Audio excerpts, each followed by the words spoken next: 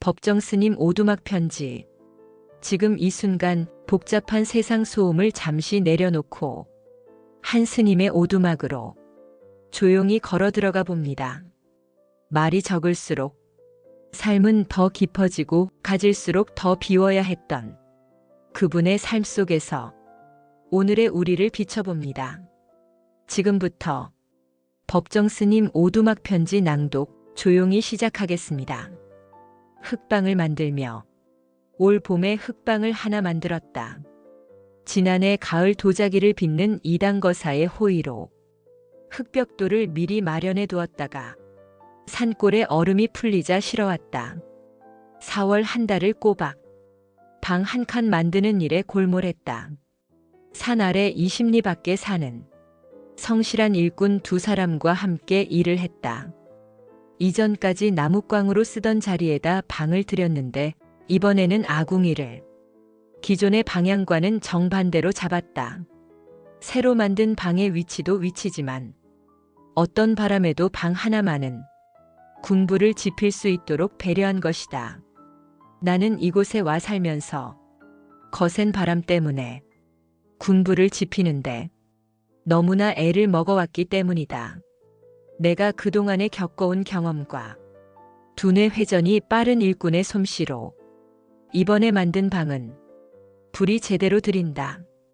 나는 당초부터 예상한 바였지만 처음 방구들을 놓아본다는 일꾼은 불이 제대로 들릴지 내심 불안해했다. 그도 그럴 것이 애써 만들어 놓은 방에 불이 안 들이면 말짱 헛일이기 때문이다. 방이 완성되어 처음으로 아궁이에 불을 지피던 날, 우리는 기대 반 불안 반이었다. 그러나 불길이 훨훨 소리를 내며 빨아들이는 걸 보고 함께 손뼉을 쳤다. 그때 일꾼은 장난말로 불이 잘 들이면 구들장 놓는 증을 하나 써달라고 했는데 형식적인 종이 쪽지보다도 나는 그의 솜씨를 믿을 수 있게 됐다. 방이 고루 따뜻해졌으니 성공한 것이다. 개울 쪽에서 바람이 불어오는 날은 불이 너무 잘 들여 굴뚝으로 열기가 그대로 빠져나갈 염려가 있다. 그래서 굴뚝 위에 바닥 기와장을 하나 엎어 놓았다.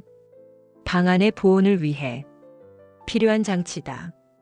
이 방은 시멘트를 전혀 쓰지 않고 구들장을 비롯해 모두 돌과 찰흙으로만 되었다.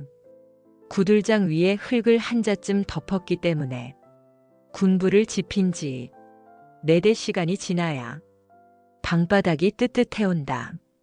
이렇게 되면 사나흘 동안은 불을 더 지피지 않아도 방 안이 훈훈하다. 특히 이런 방은 추운 겨울철에 요긴하게 쓰일 것이다. 구들장 위에 흙을 두텁게 깔지 않으면 군부를 지피자마자 이내 더워진다. 아랫목은 프라이팬처럼 뜨거워 발을 디딜 수조차 없다. 아랫목 장판이 까맣게 탄 이유도 여기에 있다. 방 안은 초저녁만 반짝 더워졌다가 새벽녘이면 식어버린다. 한때 갑자기 뜨거워졌다가 이내 냉랭해지는 세상 인심처럼 우리 모두가 어렵게 살던 지난날 나그네 길에서 하룻밤 묵어가던 여인숙 방들이 대부분 그랬었다.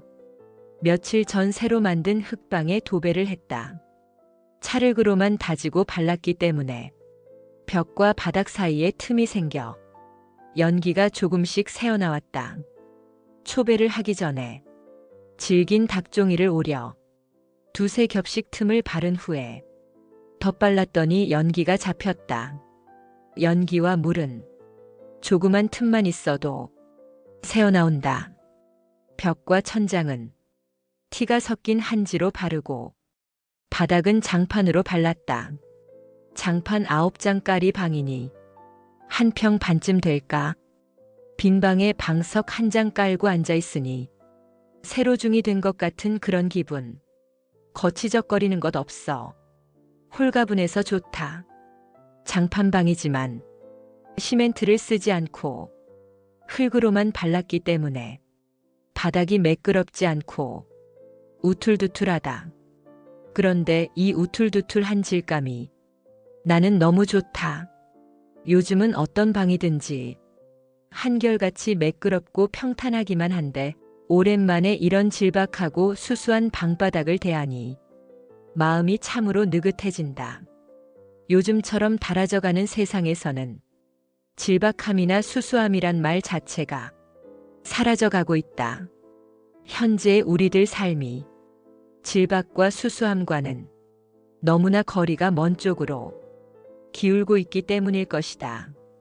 우리가 하루 세 끼 먹는 음식만 하더라도 어른 아이 가릴 것 없이 기름지고 걸쭉하고 느끼한 것만을 좋아하는 세태이므로 담백하고 깔끔한 음식을 대하기가 어렵다. 이런 음식 문화 속에서 살아가노라면 학처럼 곱게 늙기 또한 불가능할 것이다. 몸에 걸치는 옷도 질박하고 수수한 모습을 이제는 찾아보기가 어려워지고 있다. 요란한 색상과 과장된 디자인, 그 안에서 움직이는 몸짓도 살갗도, 그 위에 바르는 화장도 그런 의상에 걸맞게 따라갈 수밖에 없을 것이다. 우리가 몸담고 살아가는 주거 형태는 어떤가? 거의 규격화된 주거 공간으로 인해 그 형태나 마찬가지로 삶의 내용도 두 부모처럼 개성을 잃고 획일화되어 가고 있다. 질박하고 수수한 것을 낡아빠진 옛 것으로 물리친다면 우리가 구해야 할 인간의 미덕은 과연 어디에서 찾을 수 있을까? 미끈하고 반짝거리고 화려하고 화끈함이 물건이건 인간관계이건 그것이 오래도록 지속될 수 있을 것인가? 우툴두툴한 방바닥을 손바닥으로 쓰다듬고 있으면 창밖으로 지나가는 미친 바람 소리도 한결 부드럽게 들린다. 이 방에 나는 방석 한 장과 등잔 하나 말고는 아무것도 두지 않을 것이다. 이 안에서 나는 잔잔한 삶의 여백을 음미해 보고 싶다. 인디언 구르는 천둥의 말. 여기저기서 꽃이 피고 잎이 열린다. 한동안 잊고 지내던 귀에 익은 새소리들도 꽃처럼 새롭게 피어난다. 자연의 질서, 순환의 흐름은 이렇듯 어김없다. 먼지와 소음과 온갖 공해로 뒤덮인 번잡한 길거리에서 그래도 철을 어기지 않고 꽃과 잎을 펼쳐 보이는 나무들을 보면 반갑고 기특하면서도 안쓰럽기 그지없다. 누가 피어나라고 재촉한 것도 아니지만 때가 되니 스스로 살아있는 몫을 하고 있는 것이다. 이것이 다 생명의 신비다. 대지에 뿌리를 내린 나무들은 그 모진 추위 속에서도 얼어 죽지 않고 살아있다. 겉으로 보면 깊은 잠에라도 빠져 있는 것 같지만 뿌리와 줄기는 그 침묵 속에서도 쉬지 않고 끊임없이 일을 한다. 흙을 의지해 서서 햇볕을 받아들이고 바람을 받아들이고 물기를 받아들인다. 말하자면 지, 수, 화, 풍의 은덕으로 살아가는 것이다. 이것은 단순히 나무만의 일이 아니다. 사람도 이지, 수, 화, 풍 없이는 한시도 살아갈 수 없다. 흙과 물과 햇볕과 공기는 모든 살아있는 생명의 원천이다. 이런 고마운 은혜를 우리는 얼마나 인식하고 있고 또 어떻게 대하고 있는가? 흙이 없다고 한번 상상해보라. 마실 물이 없다면 어떻게 될 것인가? 또 햇볕을 전혀 볼 수 없고 숨쉴 공기가 없다고 가정해보라. 상상만으로도 끔찍한 일이다. 그러니지 수, 화, 풍, 즉 우리 환경이 얼마나 고맙고 소중한 존재인가. 잔인한 백인들에 의해서 현재는 이 지구상에서 자취를 감추어 가고 있지만 지혜로운 영혼인 아메리카 인디언들은 일찍이 물질 문명에 눈이 먼 인류의 미래에 대해서 우려와 두려움을 나타내왔다. 체로키족의 추장, 구르는 천둥은 이런 말을 한다. 인간이 한 장소를 더럽히면 그 더러움은 전체로 퍼진다. 마치 암세포가 온몸으로 번지는 것과 같다. 대지는 지금 병들어 있다. 인간들이 대지를 너무도 잘못 대했기 때문이다. 머지않아 많은 문제가 일어날 것이다. 가까운 장래에 큰 자연재해가 일어날지도 모른다. 그런 현상은 대지가 자신의 병을 치료하기 위한 필수적인 과정이다. 이 대지 위에 세워진 많은 것들은 대지에 속한 것들이 아니다. 그것들은 신체에 침투한 병균처럼 대지에게는 참을 수 없는 이물질들이다. 당신들은 아직 문제의 심각성을 느끼지 못하고 있을지 모르지만 머지않아 대지는 자신의 병을 치료하기 위한 시도로 크게 몸을 뒤흔들 것이다. 요 근래에 이르러 지구 곳곳에서 일어나고 있는 지진과 기상이변으로 인간들에게 두려움을 안겨주고 있는 자연의 재해는 무엇을 뜻하는가? 짐승들은 몸에 물것이나 이물질이 달라붙으면 온몸을 움직여 그걸 털어버린다. 그건 일종의 자기 정화 활동이다. 커다란 생명체인 이 지구도 자정 활동이 일환으로 자연재해를 일으키고 있다는 것이다. 구르는 천둥이 소리에 더 귀를 기울여보자. 지구는 살아있는 하나의 생명체다. 지구는 인간과 마찬가지로 그 자체의 의지를 가진 보다 높은 차원의 인격체다. 따라서 육체적으로나 정신적으로 건강할 때가 있고 병들 때가 있다. 사람들이 자신의 몸을 소중하게 여기듯이 지구도 마찬가지다. 너무도 많은 사람들이 지구에 상처를 주는 것은 곧 자기 자신에게 상처를 주는 일이며 자기 자신에게 상처를 가하는 것은 곧 지구에게 상처를 가하는 일이라는 것을 전혀 깨닫지 못하고 있다. 오늘날 우리들은 이런 말을 알아듣지 못한다. 뿌리를 잊어버리고 가지에만 매달린 병든 문명에 의존하고 있기 때문이다. 전체를 내다볼 수 있는 우주적인 눈을 지닌 사람만이 이런 경고에 공감한다. 올바른 이해는 책이나 선생으로부터 얻어듣거나 배울 수 있는 것이 아니다. 그것은 모든 것을 사랑하고 존중하는 마음에서 움튼다. 인디언들의 표현을 빌린다면 위대한 정령을 존중하는 마음에서부터 비롯된다. 위대한 정령이란 무엇인가? 풀이나 바위나 나무 또는 물과 바람 등 세상 만물 속에서 살아 움직이는 생명 그 자체다. 생명을 존중하는 마음은 하나의 느낌이나 자세가 아니다. 그것은 온전한 삶의 방식이고 우리 자신과 우리 둘레의 수많은 생명체들에 대한 인간의 신성한 의무이기도 하다. 문명인들이라고 자처하는 현재의 우리들 삶은 자신의 이익을 위해 남을 희생시키는 것으로 이루어져 있다. 이런 비정하고 냉혹한 일들을 경쟁이란 논리로 아무렇지도 않게 생각한다. 무한 경쟁 시대니 인류가 아니면 살아남지 못한다는 주장의 배후에는 남을 짓밟고 일어서려는 파괴적인 폭력이 잠재되어 있다. 그렇기 때문에 경제 제일주의에 도취된 오늘의 우리들은 생명의 원천인 자연을 자연의 방식이 아닌 이기적인 목적으로 사용하는 데만 급급한 나머지 요즘 같은 지구 환경의 위기를 불러일으킨 것이다. 삶의 기본적인 진리는 이웃을 해치지 않아야 한다는 것이다. 여기에는 사람뿐 아니라 온갖 형태의 생명이 포함된다.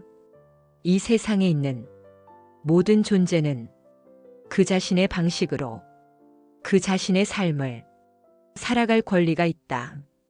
그렇기 때문에 나만의 편의나 이익을 위해 남을 간섭하고 통제하고 지배해서는 안 된다.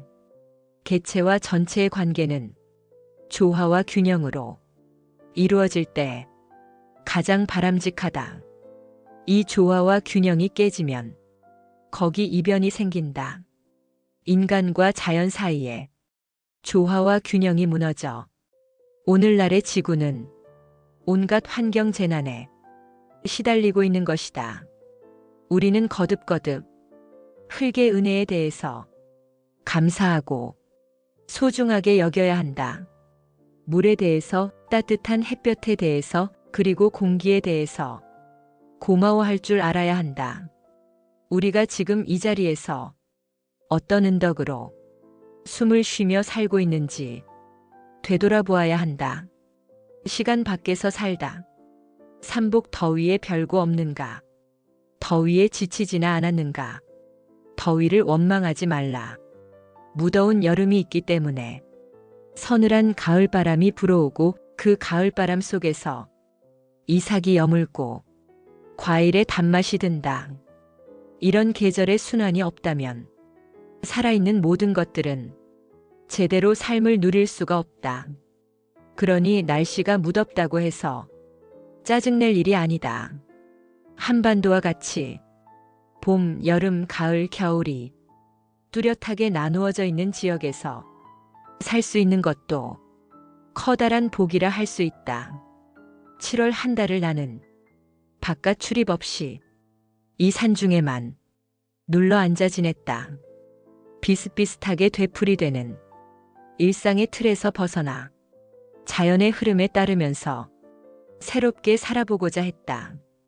개인적인 사정으로 한 집회의 약속을 이행 못하게 된 연유로 해서 모처럼 틀에서 벗어난 생활을 갖게 되었다. 때마침 건전지가 다 소모되어 시계도 멎고 라디오도 들을 수 없게 되었다. 이게 바로 틀에서 벗어날 수 있는 좋은 기회였다. 사람이 시계를 발명한 이래 시간을 유용하게 활용하여 사회생활의 여러 가지로 보탬이 된 것은 지난 인간의 역사가 이를 증명해주고 있다. 그러나 한편 시계에 의존하면서부터 사람들은 늘 시간에 쫓기면서 살아야 하는 폐단도 있다.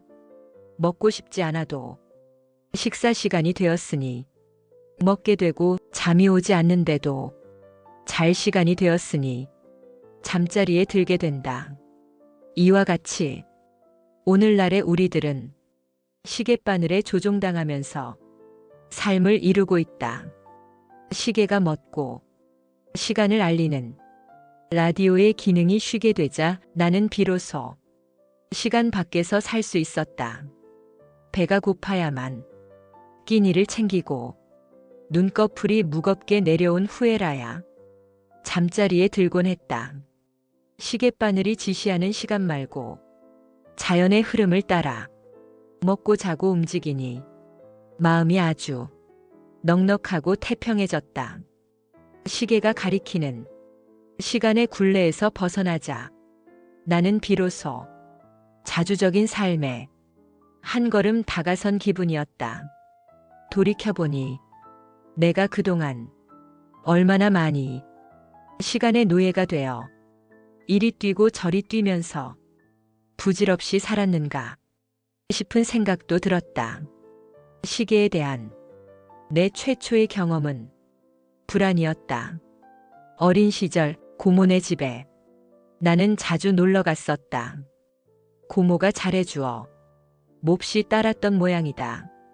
그런데 빈 방에서 혼자 놀다 보면 벽시계에 똑딱똑딱 하는 시계추 소리가 몹시 불안하게 들려오곤 했다. 맛있는 음식을 놓아둔 채 나는 말도 없이 슬그머니 고모네 집을 빠져나와야 했다. 아이가 없어진 것을 보고 고모는 걱정이 되어 우리 집에 와서 내가 있음을 확인하고 갔다. 요즘은 하나뿐이지만 불이람에서 살 때만 해도 방마다 탁상 시계가 놓여 있었다. 말하자면 시간의 노예 노릇을 충실히 한 셈이다. 그런데 아무리 디자인이 마음에 들어도 째깍째깍 소리가 나는 시계는 산 아래로 내려보냈다. 손님으로 가서 객실에 들어 묵을 때도 벽시계가 됐건 탁상시계가 됐건 째깍거리는 소리가 나지 않도록 시계추를 멎게 하거나 건전지를 빼두는 것이 나그네의 습관처럼 되었다. 물론 객실에서 나올 때는 원래대로 살려놓고 나온다. 손목에 수갑처럼 차는 것이 싫어서 손목시계를 한사코 멀리에 오다가 해외여행을 다니면서부터 외출할 때만 할 수 없이 차게 됐다. 그러니 시간의 노예임을 스스로 표시하고 다니는 꼴이다. 내가 송광사에서 수련회를 주관할 때는 수련에 들어가기 전에 반드시 시계를 풀어서 보관하도록 했다. 모처럼 시한부 출가 생활을 하는 수련생들에게 시계의 굴레와 시간의 관념에서 벗어나도록 하고자 해서였다. 우리는 시계를 들여다보면서 얼마나 많은 시간을 무가치하게 낭비하고 있는가.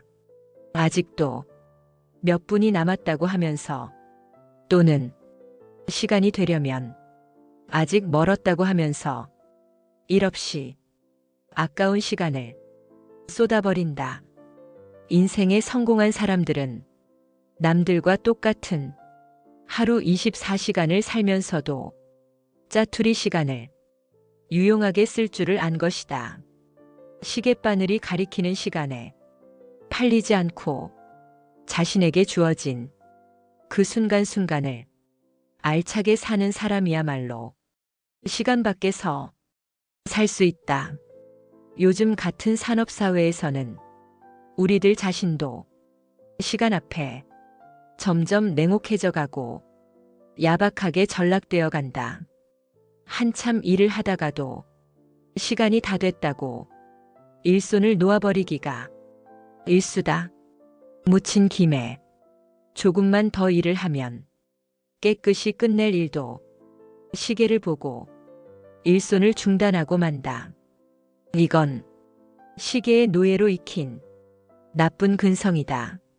시계바늘이 미치지 않는 일터에서 인간의 덕이 두터워진다는 노동의 비밀도 터득할 줄 알아야 한다. 모든 것은 시간이 해결해 준다는 말이 있다. 우리가 세상을 살아가는 일도 죽는 일도 그 시간에 속하기 때문일 것이다. 하지만 시간에 대한 관념에서 벗어나 시계 바늘에 의존하지 않으면 순간순간을 보다 알차게 보낼 수 있다. 시간에 쫓기지 않고 초조해하지도 말고 시간 밖에 있는 무한한 세계에 눈을 돌리면 그 어떤 시간에건 여유를 지니고 의젓해질 수 있다는 소리이다. 세상살이의 경험이 많은 지혜로운 노인은 어떤 어려운 일에 부딪힐 때마다 급히 서두르지 말고 좀 더 기다리라고 일러준다. 한 고비가 지나면 좋은 일이 됐건 언짢은 일이 됐건 안팎의 사정이 달라지는 수가 많다. 노인들은 풍진 세상을 살아오는 과정에서 시간의 비밀을 터득했기 때문이다. 사람의 머리로는 해결할 수 없는 문제를 시간은 가끔 해결해 주는 수가 있다. 그래서 참는 것이 덕이란 말도 있지 않은가. 지금 당장 해결하기 어려운 문제는 우선 하룻밤 푹 자고 나서 다음날 다시 생각해 보는 것이 좋다. 해결하기 어려운 문제일수록 조급히 해결해 버리려고 서두르지 말고 한 걸음 물러서서 조용히 이모저모를 살펴보는 것이 지혜로운 해결책이 될 것이다. 시간 밖에서 우리 만날 수 있기를 바란다. 뜰에 해바라기가 피었네. 자다가 깨어나 이리 뒤척 저리 뒤척거리다가 이내 털고 일어나 이 글을 쓴다. 일어날 시간이 되지 않았더라도 일단 깨어났으면 더 뭉갤 필요가 없다. 눈이 떠졌는데도 잠자리에서 뭉구적거리면 게으른 버릇밖에 길러지지 않는다. 우리는 이 다음 고이 잠들 시간이 얼마든지 있다. 살 만큼 살다가 신체적인 동작이 멎었을 때 친지들이 검은 의식을 치르면서 고이 잠드소서 어쩌고 하면서 작별의 인사를 할 것이다. 그때 가면 평생에 모자라던 잠을 온몸이 다 사가질 때까지 실컷 잘 수 있다. 그러니 우리는 자신에게 주어진 현재의 시간을 깨어있는 맑은 정신으로 보다 유용하게 쓸 수 있어야 한다. 기상나팔은 이만 불고 오늘 마음의 고인 말을 풀어놓으려고 한다. 며칠 비워두었다가 오두막에 돌아오니 뜰가에 해바라기가 피어 있었다. 손수 씨를 뿌려 가꾼 보람이 해바라기로 피어난 것이다. 부풀어 오르는 이런 기쁨은 스스로 가꾸어 보아야만 누릴 수 있다. 이 해바라기의 고향은 암스테르담의 고흐 미술관이다. 해바라기를 즐겨 그린 태양의 화가 반 고흐의 그림을 보고 나오다가 매점에서 파는 씨앗을 샀다. 내가 이 오두막에 들어와 살면서부터 해마다 꽃이 피는 해바라기인데 처음 피어난 꽃을 대하면 마음이 사뭇 설렌다. 철새들의 첫소리를 들을 때처럼 나는 이런 사소한 일에서 살아가는 잔잔한 기쁨을 누리고 있는 모양이다. 얼마 전부터 해질녘이면 커다란 떡두꺼비 한 마리가 섬돌에 엉금엉금 기어나와 내가 나오기를 기다린다. 오, 내가 또 왔구나 하고 아는 체를 한다. 낮에는 눈에 띄지 않다가 해질녘이면 어김없이 찾아온다. 나는 이 두꺼비한테 너는 무슨 재미로 이 산중에서 혼자 사느냐고 두런두런 이야기를 한다. 두꺼비는 아무 대꾸도 없이 내 말을 끔벅끔벅 들어주기만 한다. 이렇게 지내온 사이에 우리는 한 집안 식구처럼 길이 들었다. 두꺼비는 내가 바짝 다가서도 나를 경계하지 않는다. 나는 두꺼비에게 먹을 것을 주고 싶은데 그의 식성을 몰라 안타까워하기도 한다. 땅에 엎드린 채 그 동작이 굼뜬 이 두꺼비도 팔이나 물것을 잡아먹을 때만은 그 입놀림이 얼마나 빠른지 모른다. 넙죽넙죽 두꺼비 팔이 잡아먹듯 한다는 말을 들어보았을 것이다. 가만히 엎드려 미동도 하지 않다가 팔이나 물것이 가까이 오면 날름 혀를 내밀어 순식간에 잡아먹는다. 군뱅이도 뒹구는 재주가 있다더니 이 두꺼비한테도 물것을 잡아먹는 재주가 아주 비상하다. 모든 생물은 저마다 살아가는 묘기를 지니고 있는 것 같다. 산중은 아침 저녁으로 많이 서늘해졌다. 이제는 거르지 않고 날마다 아궁이에 군부를 지펴야 할 때가 되었다. 밤하늘에는 별들이 영롱하게 돋아나고 은하수도 선명하게 흐른다. 숲에서 들리는 풀벌레 소리도 가을임을 알려오고 있다. 별밤 아래서 나는 밤이 이슥하도록 노래를 불렀다. 곁에 들을 사람도 없으니 마음 놓고 18번, 19번을 죄다 쏟아놓았다. 나는 노래를 부르기 시작하면 즉흥적으로 작사, 작곡을 해서 부른다.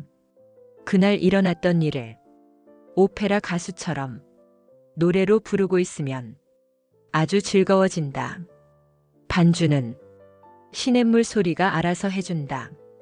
이런 별밤이 아니라도 나는 설거지를 할 때 곧잘 흥얼흥얼 노래를 부르기도 하고 흥에 겨우면 목청을 돋워 오두막이 들썩거리도록 창을 부르기도 한다. 영화 서편제를 보고 나서 한때는 입버릇처럼 이 산 저 산 꽃이 피니 분명코 봄이로구나. 봄은 찾아왔건만은 세상사 쓸쓸하더라. 나도 어제는 청춘일러니 오늘 백발 한심하구나로 시작되는 사철가를 불렀다. 한참을 부르고 있으면 나도 모르게 슬퍼져서 목소리가 촉촉히 젖을 때도 있었다. 슬플 때는 슬픈 노래로 위로를 삼고 기쁠 때는 기쁜 노래로서 그 기쁨을 드러낸다. 살아있는 모든 생물들은 저마다 노래를 지니고 있다. 사람과 새들만 아니라 나무도 풀잎도 바람을 타고 노래를 한다. 인간의 입에서 살벌하고 비릿한 정치와 경제만 쏟아져 나오고 시와 노래가 흘러나오지 않는다면 그의 가슴은 이미 병들기 시작한 것이다. 먹고 마신 그 입에서 꽃향기 같은 노래가 나와야 한다. 사는 즐거움은 어디에 있는가? 그리고 그 즐거움은 누가 가져다 주는가? 즐거움은 우리 스스로 만들고 찾아내야 한다. 사는 일이 재미없고 시들하고 짜증스럽고 따분하다고 생각하면 그렇게 생각한 대로 그 삶은 재미없고 시들하고 짜증스럽고 따분한 일로 가득 채워진다. 우리들의 일상이 따분할수록 사는 즐거움을 우리가 몸소 만들어내야 한다.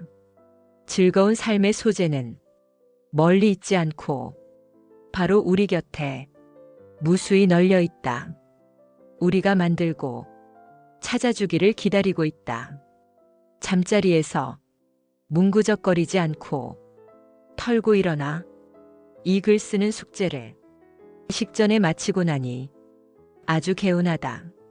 이 개운함이 오늘 하루에 내 삶을 받쳐줄 것이다. 당신은 사는 일이 즐겁지 않은가? 오늘도 우리는 한 스님의 오두막에서 잠시 머물다 갑니다. 가지는 줄 알았는데 사실은 버리는 법을 배웠고 얻는 줄 알았는데 이미 충분했음을 알게 되었습니다. 오늘의 낭독이 당신의 마음에 쓸데없는 짐 하나를 조용히 내려놓게 했다면 그것으로 족합니다. 지금의 당신도 이미 충분히 잘 살아오셨습니다.